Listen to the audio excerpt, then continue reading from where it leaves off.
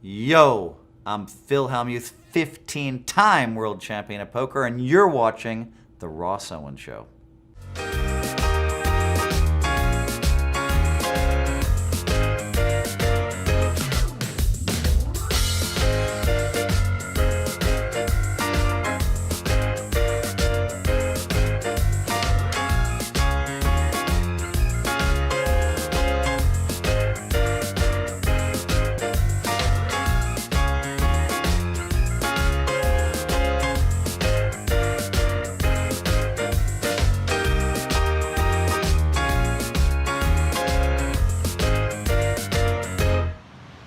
So here I am in Los Angeles at the Commerce Casino, and I'm about to meet and play poker with the poker brat himself, Phil Hellmuth. Right here, stay tuned.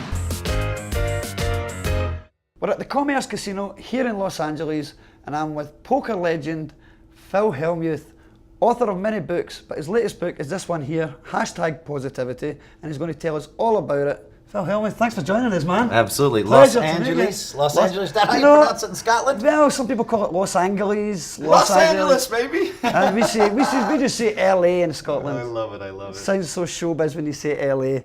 So nice to meet you, man. It's great to finally catch up with you. I've been looking through this book, #Positivity. It's making all the waves on Amazon. Everybody's It's you know, it's been wonderful, you know, and for the people who know who Tony Robbins is, you know, kind of the biggest guru guy, huge guru, one of the biggest gurus on the planet, and Sheryl Sandberg, who started the Lean In movement, and is CEO of Facebook. COO of Facebook. They gave me some amazing jacket blurbs. I also put Draymond Green on there, the basketball player. Right. I love Draymond. But I mean, the response for this book has been amazing. It started slower though. Like, Play Poker Like the Pros is a New York Times best-selling book that I wrote. Right. But when it first went out, it didn't really catch, I think, a spark. Books need a spark.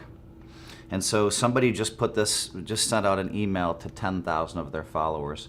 Jordan River, who's a kind of a famous guru guy too, just sent out a list to his 10,000 people to buy the book. Just out of the blue, he interviewed me months ago, and I was like, whoa, this is cool.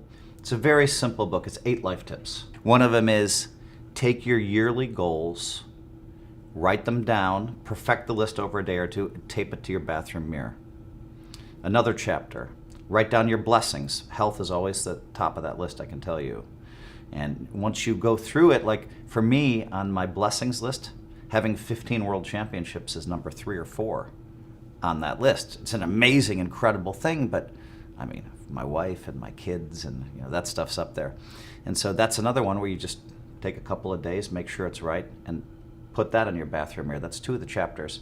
It's beautiful, and it's amazing to have world-class people believing in the book and supporting me. And it's kind of the tricks and tips that I used to become the world's best poker player, to host television shows, to be very successful in business. Your book, you dedicated the book to your mum, your dad, your wife, and your mum in particular was the person you got the inspiration from to put the thing on the bathroom mirror. Is that right? Tell us a bit about that. Yeah, a lot of people ask about that, and it's a beautiful thing. I'm going to just say it to the camera. You are what you think. You become what you think. What you think becomes reality. 3 lines taped to the bathroom mirror as I grew up. When you were how old? I mean, from the time I was 7 years old, that was taped to the bathroom mirror. And this was for you and your brothers? Correct. Right. My brother and 3 sisters, 7 of us living on the same floor, nice house, living on the same floor, all using the same bathroom. Right. Very small bathroom, and so that sign would get yellow after a couple of years, and then she'd replace it. And now my brother has a law firm, Hellmuth and Johnson, like 60 attorneys working for him. Wow. And my sister Carrie was a world-class cyclist. Now she has a PhD and a law degree, living in Italy. And my sister Molly was voted one of the top 30 scientists in the world, 30 under 30. So everybody's just kind of gone out there and achieved. But I really believe that you are what you think, and then getting that message early allowed us to kind of choose our own destinies. Well, you're a successful poker player, you're a successful businessman.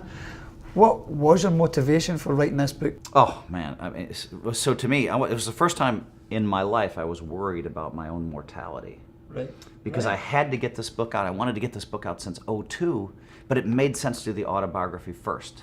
And so time kept passing, kept passing.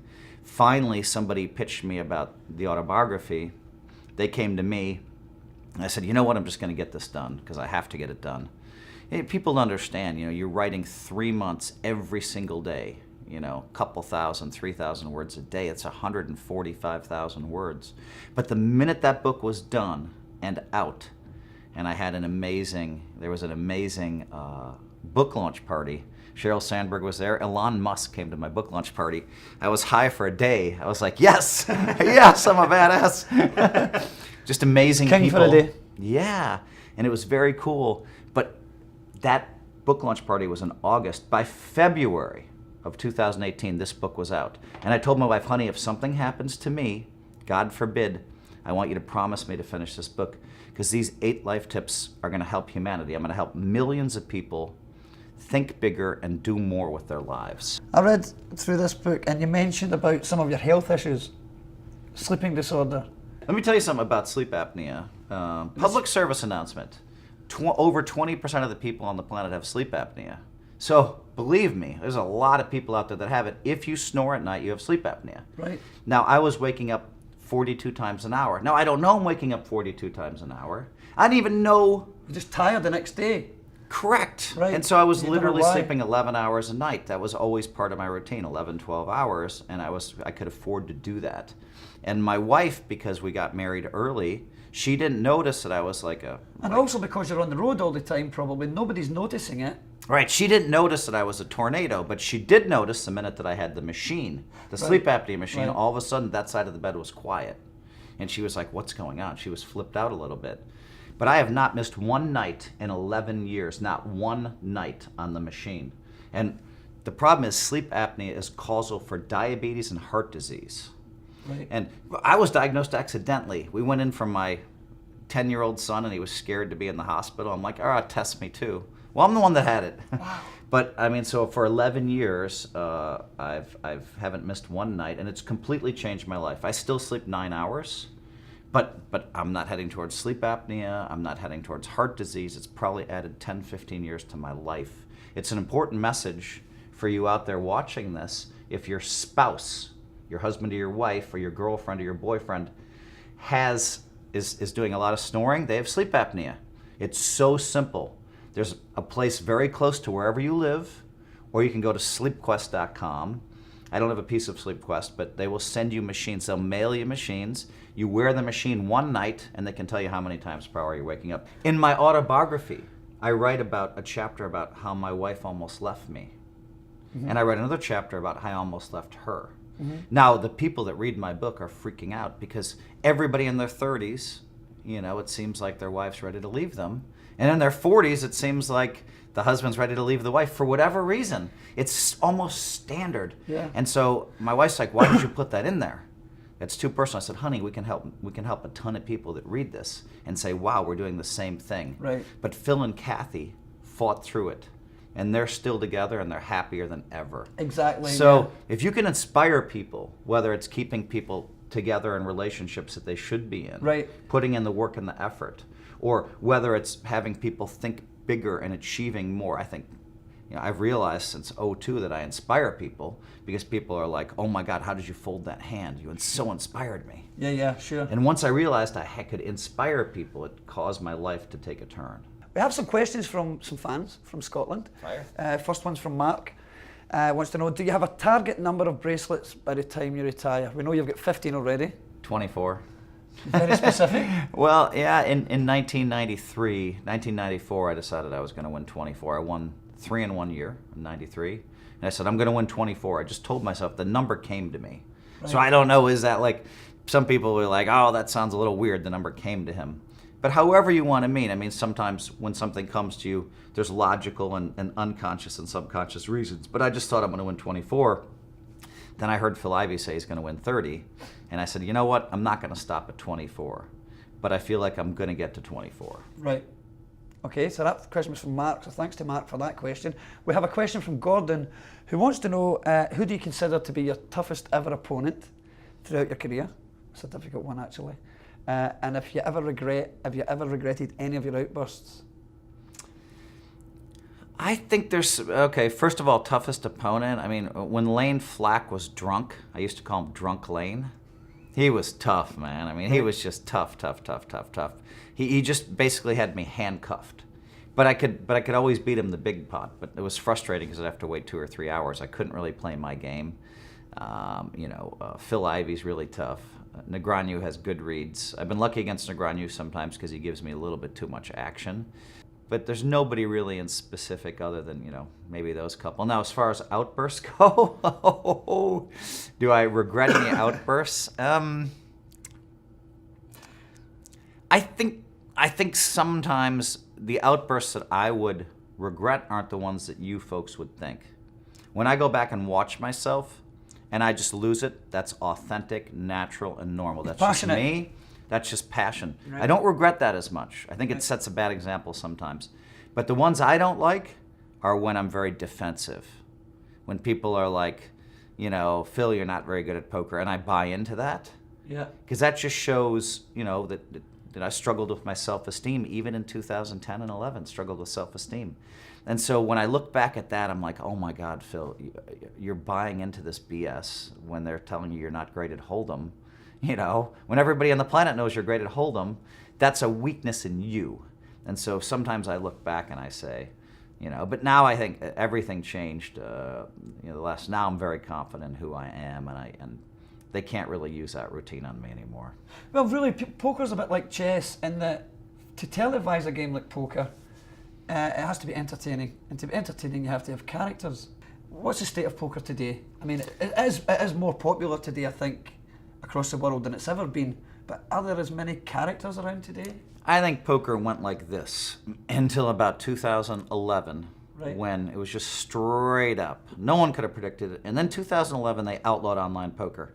And we started falling and falling, and the numbers started dropping a little bit. Mm-hmm. Not at the World Series of Poker, the huge events, but the numbers around the globe definitely dropped. You went from spending $2 billion a year promoting the game to nothing, right? Just overnight in 2011. And now just recently, Poker Central and the Poker Go app, which I would recommend. If you like poker, the Poker Go app has world-class poker on it. It's amazing, and people are buying it. Kevin Pollak was talking about this the other night. He was recommending it highly. Yeah, it's like, if you like poker, it'll cost you $9 a month, or I think maybe $80 for the year, or $100 for the year. Mm-hmm. But you can watch network quality poker on that app. You can watch your favorites. There's entertaining shows, world-class players. But I think what happened was Poker Central and a man named Kerry Katz, who deserves a lot of credit for poker's revival, one man. And he basically, when ESPN's numbers were down a little bit, he went in there. Right. And so now ESPN and ESPN2 has 14 days of live World Series of Poker coverage. And during those 10-hour periods, it's on for 2 hours here, 6 hours there. When it's not, you can watch the Poker Go app. So basically there's 10 hours of coverage every day during the main event over like 14 days. And so poker just seems to have gone crazy again. So it went like this, came off a little bit, and now it's just going crazy. We had 1,100 people playing a $25,000 buy-in tournament in Bahamas, 2019 in January. And the numbers are off the hook right now. Huge, massive numbers everywhere. And we were seeing this for the smaller tournaments a few years ago. Right. There was one time where there was a $2 million guaranteed $300 buy-in, like in Philadelphia. Right. At the same time, $1 million guaranteed in Northern California. At the same time, a $1.5 million in LA. They all went flying over their numbers. So we knew poker was healthy. But now it just seems to be rocketing again. And a lot of that has to do with, with it being on ESPN. Sure. And what about some of the characters in the game? Who do you miss? Doyle's recently retired, hasn't he? Doyle's still playing. I mean, he's still filming. I mean, if you go to the Poker Go app, he has a once-a-month game there, super high stakes. We can use it in Scotland, or is it just all around the world? Cool. Poker goes everywhere. So if you want to watch Doyle play, and you can go back and check out the library of literally you can watch 1,000 different old-school poker shows. Poker Go's amazing. I mean, it's kind of the Netflix of poker. Right.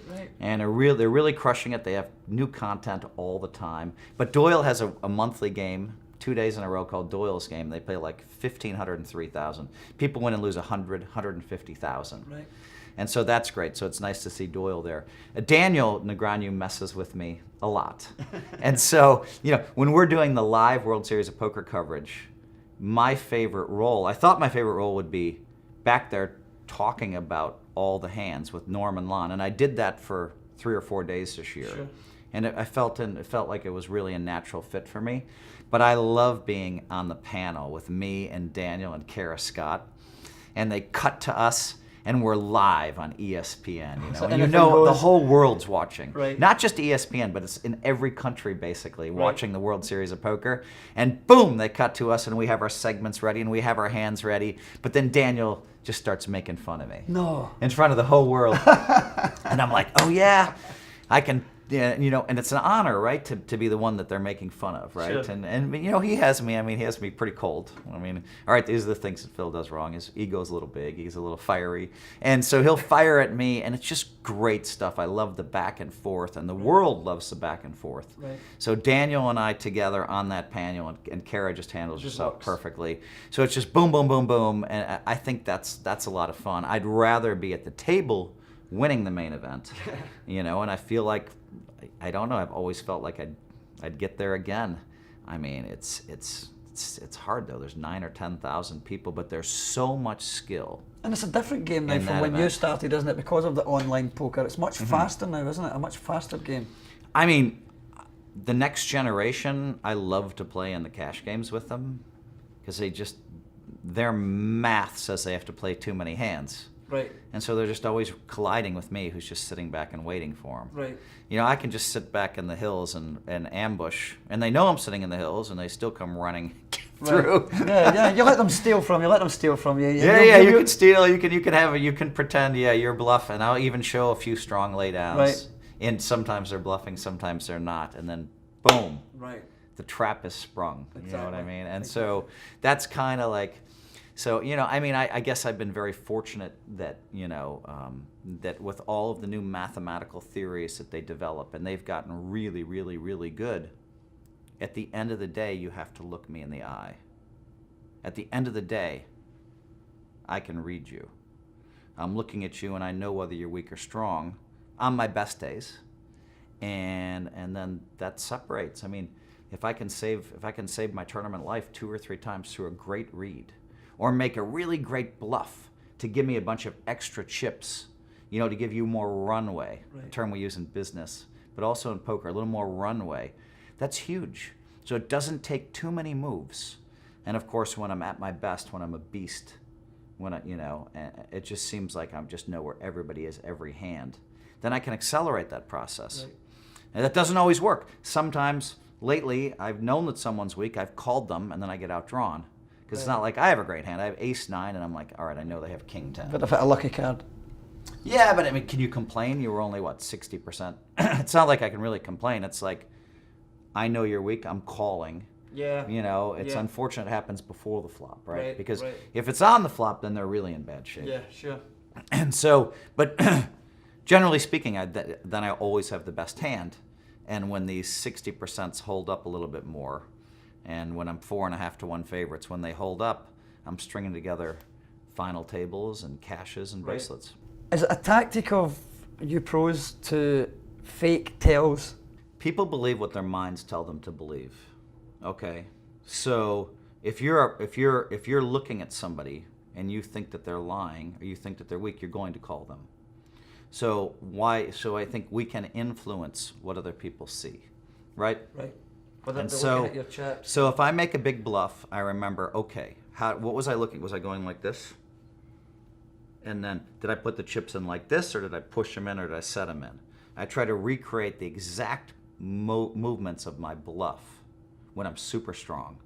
And then their mind is telling them something's wrong. I saw Phil bluff, he looked like this. I call. And of course I'm like, I have aces full. Right. I have 4 of a kind. Right. I have a straight flush, and you're just raking in chips. You can influence people to that degree. Sure. It's not something I use as frequently these days. Sure. because sometimes if you convince somebody you're strong, you're weak, they just move in on you. Right. You know? Right. Yeah, It can get complicated. It's also nice if you tell people basically through the cadence of your play, I'm strong, I have pocket tens. Then when they move in, then I know, wow, they're really strong. Right. Whereas if I'm out there flying around without a safety net, Sure. and I raise with tens, and they re-raise, they're just going to re-raise me because I'm playing so many hands. And so sometimes you want people to know where you're at so that your reads are better. And I kind of am using that style right now. Right. Okay. Now, for anybody who's starting out in poker, would you advise them to start in like at the local casino in a live game, like a live tournament, a $10 tournament or something, you know, or online, because you can lose a lot of money when you don't know what you're doing? Yeah, you know, I mean, I think if you want to start playing poker, and we just don't know who the greatest poker players are going to be. We've had people that have second-grade educations from the hills of Tennessee that became great. You know, we've had rocket scientists that became great. It's really a human game. Well, look at John Hess a couple of years ago when he came from nothing to the World Series, and he did so well. Right. And he was just such a humble man. Yep. So we don't know who's going to be the next great player. Sure. But if you want to find out, then don't just blindly enter. Don't just blindly sit down. So, I mean, I think read my book, Play Poker Like the Pros. Read something by David Skalansky, maybe. Right. And really, it doesn't take long to read a book.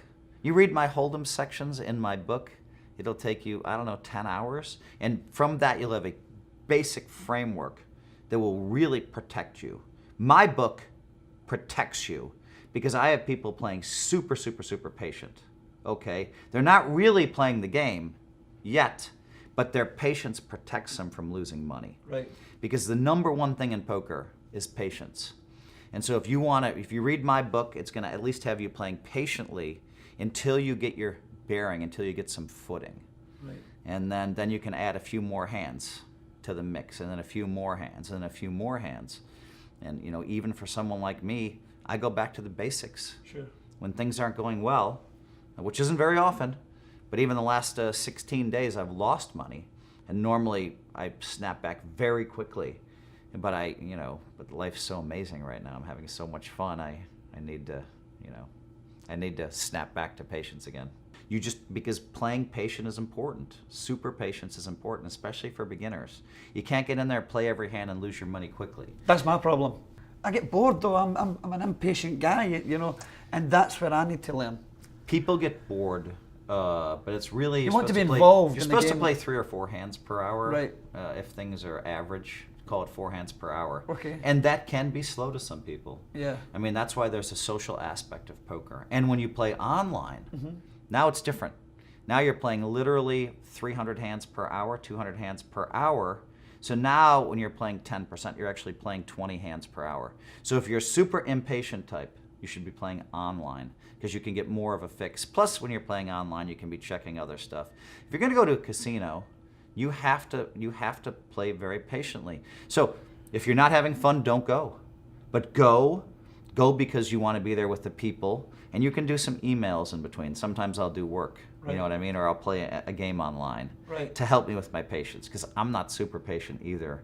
I wasn't raised super patient. Right. It isn't in my instincts and abilities, and yet I'm known for my super patience. Why?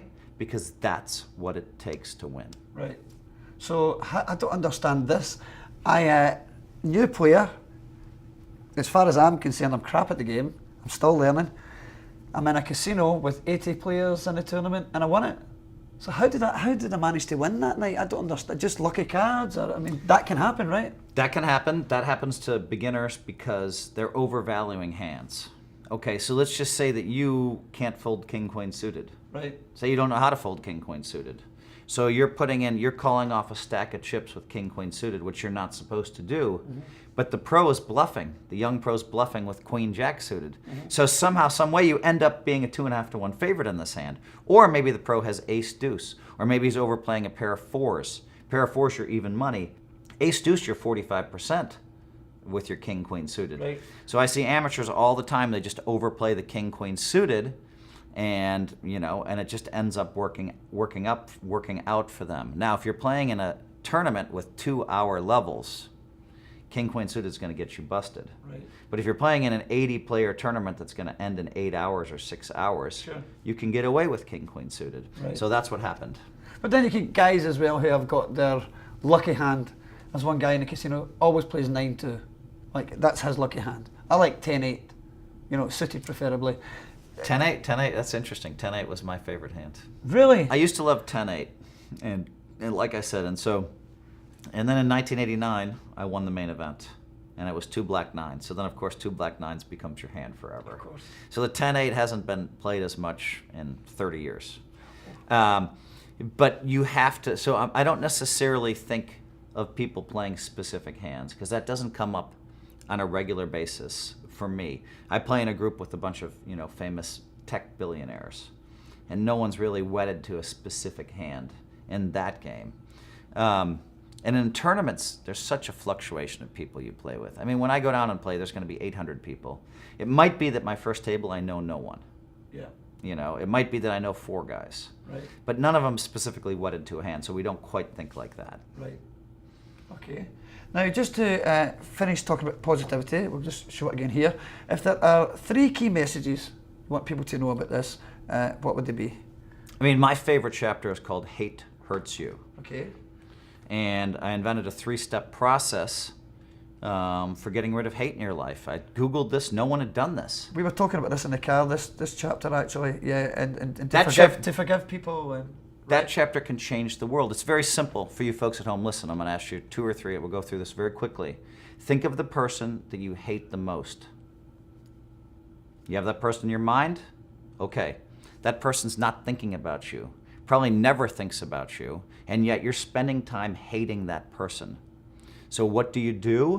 You take that person, you think about why they did what they did to you. Why do you hate them? Is there any reason behind what they did?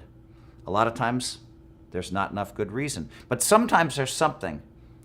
Step 2, so that almost never works, to think about the person you hate and why they slighted you. Step 2, try to think of one good thing about that person.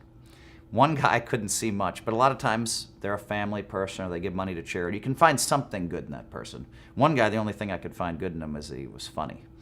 It was something. Yeah. And then step 3, go to your bedroom, lock the door, make sure there's nobody else in the house, and you need about a half an hour, and lie down on your bed, close your eyes, and start sending love to the person that you hate, to that person. It's going to feel so weird to you. You're going to be like, what am I doing? And every time I do this, then I can't help but spend another 20 minutes sending love to everybody I love. All right, now I'm sending love to my wife. Now I'm sending love to my kids and my parents and my brothers and my sisters, right? But by sending love to that person, it does something, it has a really funny effect on your own mind. Because your mind is like, all of a sudden, the hate decreases and decreases and decreases, which creates more room for other things in your life. Call it love, call it whatever you want. There's going to be a lot more room for other things. Sure. The weird thing to me is almost every time I've done this, when I first see that person who I didn't like very much, it's like they somehow knew that I did this. But that's not logical. But let's take a logical point of view. Maybe that person sees me looking at him differently this time, right? You're like, whoa, he's looking at me differently. And then that softens him a little bit. And so there's a lot of logic to this as well, because all of a sudden you're not like, look at this guy. You're like, yeah, right. How you doing? Right? And so they're like, whoa, this is completely different. That softens them. So I think this is a super important thing for humanity, to be able to clear all the people in their life that they hate. So I can tell you right now, there's not one person on the planet that I hate or dislike. I don't have time for that. And when I walk down the hallway of my mind and the hallway of life, and everybody on the planet's walking towards me, I don't have to turn left, I don't have to turn right, I just walk. That's powerful. I think that's fantastic advice, and I think everybody should have a copy of this book. It's a handbook, it's a coffee table book. You can take it everywhere you go and just, flick through it for daily advice. 70 minutes to read. And so how many books do you have out right now altogether? Well, this is beautiful. This is the one where I talk about, there's a chapter in there where my wife almost left me, all the reasons why, and then the chapter on why I almost left her, and how we made it through. It's just, I think this is very thrilling. It's very fast. Like, you don't put this book down, which is great. It's like, I don't know, I'm a pretty good storyteller, I think. But this, man, my hands, I finally feel better. But for like a year, I mean, I wrote this 145,000 words. Right. It's like 13 hours on audio. Crikey. And I did the audio myself. You did? Yeah. So I read it myself if you want to get the audio version. But I mean, man, my hands were in pain after this. And but I'm really proud of it. It's very chronological. You know, talks so you about... didn't have it like a ghostwriter or anything like that? You did it all? Zero. I wrote 100% of the words. 100%. I had an editor who helped me, like, you know, using the in the wrong context or whatever. Help you with the grammar. Yeah. But didn't really change anything. I mean, this is just... That's an awesome feat on its own because it's not easy. I mean, and you've written, how many books? 145,000 words. Now, my last 97,000 words was Play Poker Like the Pros. Right. I wrote 90,000. Somebody helped me with 7,000. But that was my book through and through. Yeah. And that was a New York Times bestseller. So I knew I could write this. I didn't understand it would be 148,000 words when I started writing. It just kept going, and I was like, oh my God. Your first book is 100,000 words almost. Your second's 145,000. What is going on here? Right, yeah. And I've had some other column compilation books in there. Bad Beats and Lucky Draws as a book. Sure. But those are a lot easier. And is there more to come? Can we expect more books? 100%. So positivity, and I get to hang out with the most, I really am lucky. I get to hang out with the coolest people in the world. Last night I had dinner with Peter Guber. He owns the Dodgers and the Warriors. He made $1 billion, you know, with Sony. Right. He owns 50 sports franchises. He was head of Sony, head of Dick Clark Productions. And he and I just talked for 2 hours at dinner. It was really, really, really nice. And he gave me an idea for a book. Jack Dorsey, who's Twitter and Square, the multi-billionaire, he gave me an idea for a book, you know. And so Positivity 2 is going to come out. It may be the life habits of 8 of the world's most successful people. Right. I would put Jack Dorsey in there, Peter Guber, Chamath Palihapitiya, Sheryl Sandberg. I have a very interesting crew of people in there. Sure. But anyway. So we better start saving up to for our next flight back to California to talk to Phil about Positivity 2. By the way, Amazon.com, I think this book's like $10 or something. It's not much. Yeah, sure. Change your life, folks. Positivity, hashtag positivity. And if you're on Twitter or you're on Instagram, be sure to use that hashtag as well when you've read the book. And I'm sure Phil, who's on Twitter, would love to hear from you and what you think. I do love it. People tell me, they send me pictures of, I took your advice and put my yearly goals taped into my bathroom mirror. So they send me pictures of their yearly goals. Right, oh that's which nice. Is pretty cool. Yeah. So I'm seeing the Twitters coming in, and it's nice when people tell me that I change their lives all the time. Sure. Phil, you changed my life. And you know, and that's beautiful, and I feel great about that. I want to hear that from 1 million people or 2 million people. Sure thing. Well, a few months. Does that make me greedy? No, listen. That's what it's all about. It's a rewarding project. I love the game. I love watching the game. I'm learning the game. And one of the sponsors of my show, Penny Cars Stadium, has that's in Airdrie in Scotland, has very kindly agreed to put up $500. To allow me to play you heads up. Now, they obviously don't know how crap I am at poker, or they've just decided to donate the money, but are you up for the challenge? Yes. Do we have the time? Yes. And I thought if we played for cash, maybe you would try a little harder, but I'm really going to impress my friends if I can beat one hand. If I can win one hand, I'll be happy. So it's a deal? Obviously, you're going to win more than one hand. But we'll see about that. Yeah. It's a different game. But I want to tell you that I just won the Heads Up Championship on the East Coast a couple of weeks ago with 64 players. Okay. I was on my friend's jet yesterday flying from Northern California to LA. We played 2 $500 free outs. He did win the second one. Right.